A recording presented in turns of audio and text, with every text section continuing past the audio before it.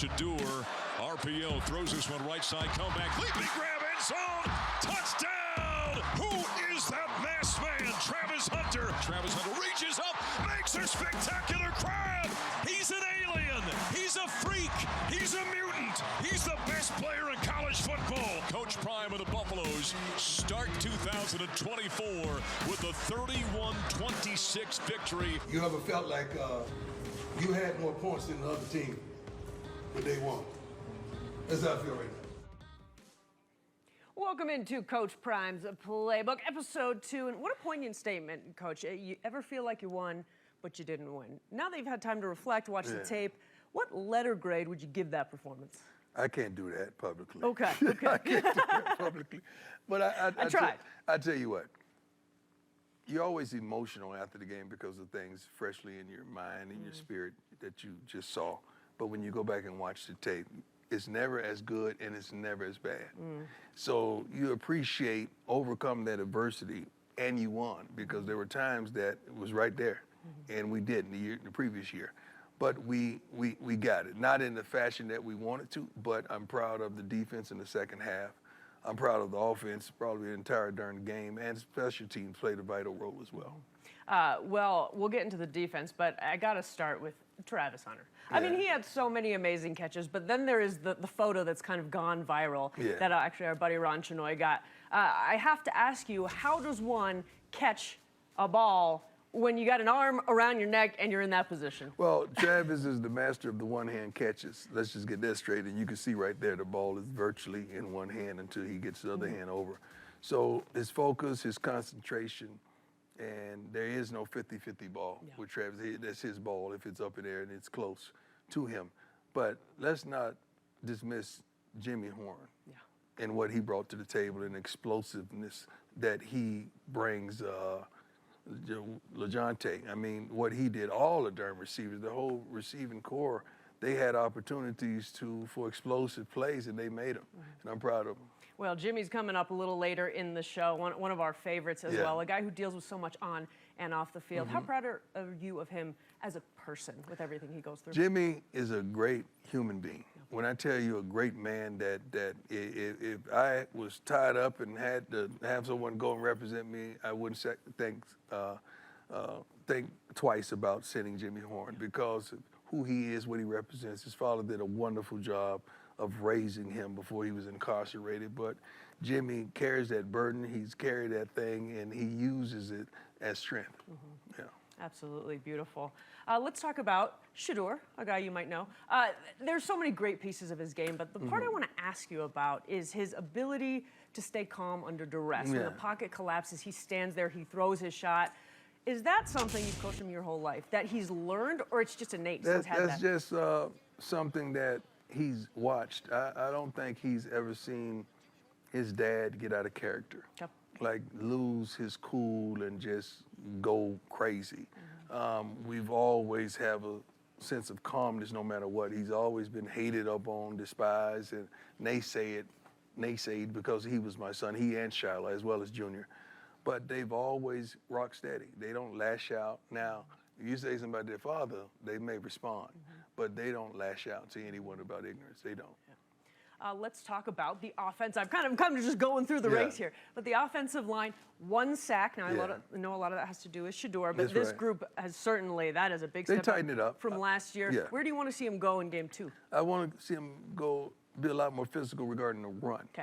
Play with more body lean, more bend, more physicality. And we have some tremendous backs, and we're doing them a disservice when we don't allow them to run the ball. Me going for it on 4th down and a yard or whatever, that's because I believe in them. It's not because, I don't feel like it's a chance. I feel like I believe in them and they're going to get it. And we came up short. So I'm like, guys, I believe in you. Don't let me down. Don't let me down, because I'm telling the whole world I believe in you.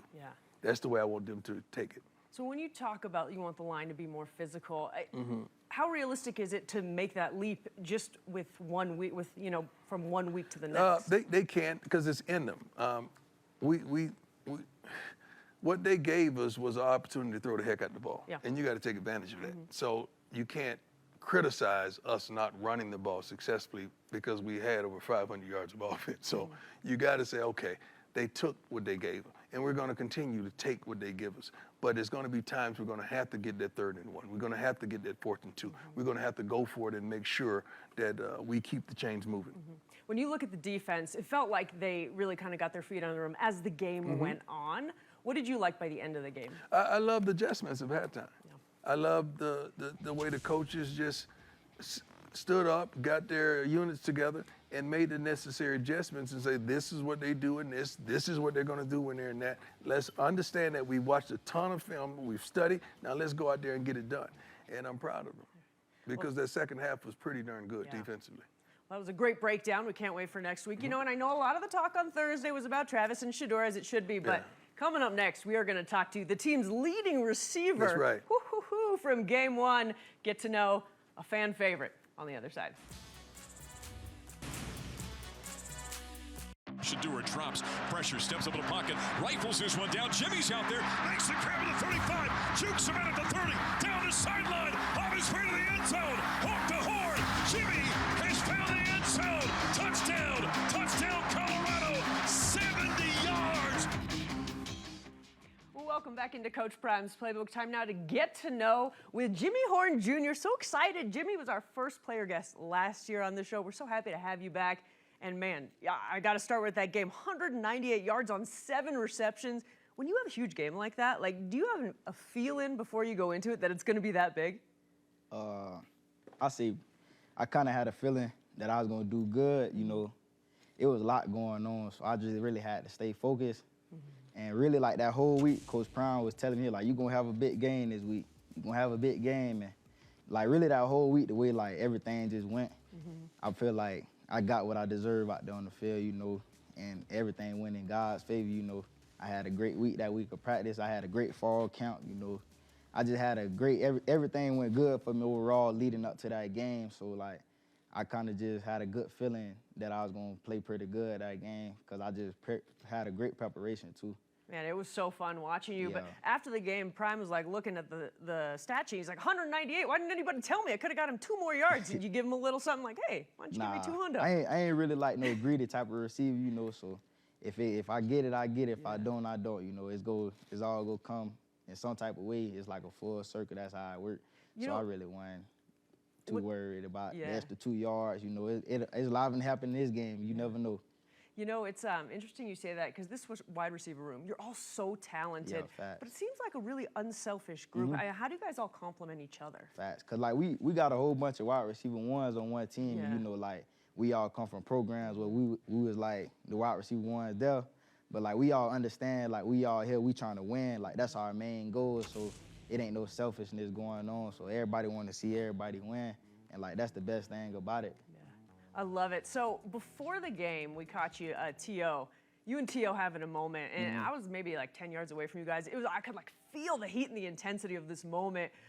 What did he say to you in that moment? What did that do for you when T.O. is giving you a serious pump up? You know, T.O. every time he see me, he chopping it up with me, letting me know, like, you got it, like, just keep doing what you do, like, be you out there, you know, you got the talent, you got this, you just be a leader, man. You ain't got to be a verbal leader, just do what you do. Because I ain't really too much of no verbal leader. I just like to just play and just do what I like to do. You know, he's like, just go out there and have fun with it. Don't overthink.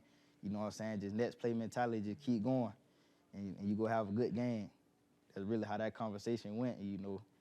And that's just how the game went. That's awesome.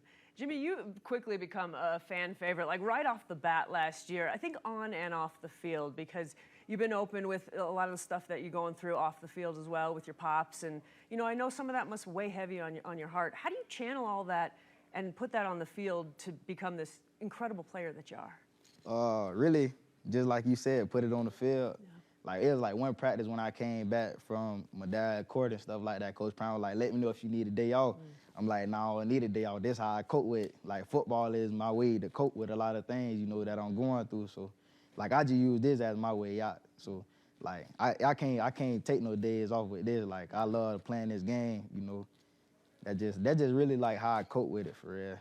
That's absolutely beautiful, and thank you for being so honest and open with us about it. Jimmy, so fun to watch you. We can't wait to see you in Nebraska. You ready for that environment? Yeah, I'm ready. It's going to be fun. ready. Jimmy, thank you so much. We got to let you go. He's got to get to class. Yeah. But coming up next, we're going to break down, well, nobody needs to be told about the biggest rival in CU history.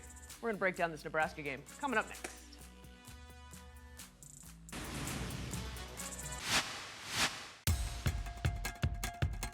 Raiola, end zone! What a catch by Banks! 3rd and 5. Johnson the tailback. He carves straight ahead. Foot race time. 2nd down, he'll throw it again.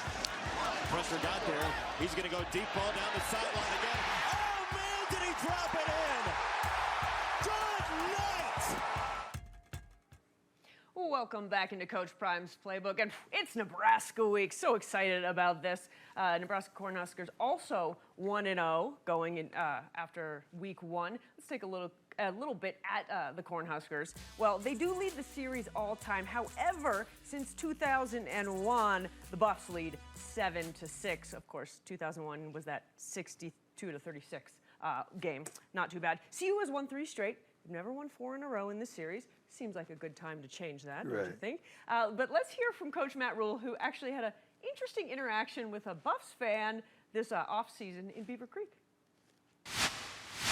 My wife and I, we went skiing this year in Beaver Creek, and just we were kind of sent the kids up. We met some friends, and we were sitting down, like hanging out, and this young lady walked up to me and she said, are you Coach Rule from Huskers? And I was like, oh, I thought I was a Husker fan. I said, yeah. And she said something to me I can't repeat out loud. And her boyfriend was like, oh, sorry, Coach. I was like, nah, hey, this is what's great about college football, right? We love rivalries. We love all of that. Hey, there's nothing better than a good old college rivalry. Right. What makes a rivalry game so good and so special? History. Yeah. History does. The level of competition and everybody living in the now. No matter what the record is, no matter what happened yesterday, now. What are you going to do right now? And I like that. First of all, I'm not going to say fan, but I got love for Matt Rule. I really like who he is, what he represents. It's kind of like we came in the same year back into college football. Yeah. So that class, they probably don't do it, but that class, I really do want all those guys to be successful because we're in the same class of coming back into college football. Well, when they talk about, famous college venues, Nebraska, Yeah. I've never been. I'm going for the first time this weekend. I'm pretty excited about it, but it's going to be intense. It's going to be a little bit hostile. How do you get you guys ready for what's going to be a crazy environment? You don't have to get them ready for that. Yeah. Like, that's one of the epic places of college football. Yeah. When they get there and they see the sea of red and they see, I think, close to 90,000 fans is going to be screaming and yelling, and not for them. That should get you excited. We're already using crowd noise at practice, so Shedeur can make the calls and the checks, and we get everything, and we're on the same page. We don't have any inconsistencies of snap counts or whatever jumping on sides. So we're already in preparation because that place ain't normal. Yeah. It's one of the epic places of college football. It's going to be exciting. And then, of course, they got a freshman quarterback who's playing quite well, Dylan Raiola. What do you like about him from what you've seen so far? Well, he's doing what they're asking him to do. I like that. I like the bravado. I like him dropping back, making his read. Look, he looked the safety off and came backside and hit a 9 right down the sideline. Hopefully that's Travis Hunter on that side and he won't play with that. So, but we're going to do some things to try to disable him and disarm him from getting comfortable as a freshman quarterback. Let me ask you, when you do have a freshman, what can you take advantage of a guy who doesn't have a ton of experience? Inexperience and some of his inconsistencies, some things he don't like to do. Freshmen like to go there. They like to go right. They like to go right. Oftentimes they don't like to go left. They like to go with their strength. So you may want to do some things that disable him and force him into his weakness, his weak areas. I like it. Well, I am just so excited when you said that Nebraska, it's just a different place. This is going to be a fun game. And it's been a fun rivalry all this time. Coming up next, we're going to take a look back at some of the great plays from this rivalry. And I'm going to have Coach, you give us our take on which one you like the best. Got you.